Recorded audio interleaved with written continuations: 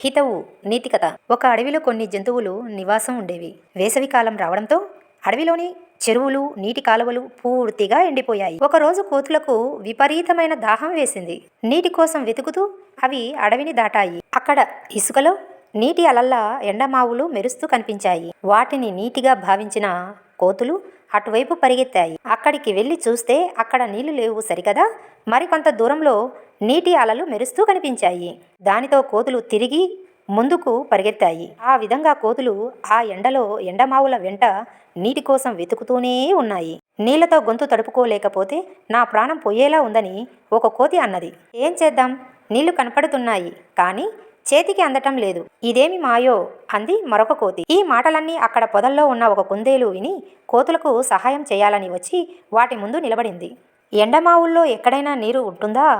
దగ్గరలో చెరువు ఉంది, అక్కడికి వెళ్ళి మీ దాహం తీర్చుకోండి అని చెప్పింది. అది విని కోతులకు చాలా కోపం వచ్చింది. మేము ఏమైనా తెలివి తక్కువ వాళ్ళమా అంటూ ఒక కోతి కుందేలు పైకి దూకి దాని మెడ పట్టుకుంది. నేను చెప్పేది నిజం, నా మాటలు నమ్మండి అని భయంగా కుందేలు అరిచినా కోతి వినకుండా కుందేలును బలంగా నేలకేసి కొట్టింది.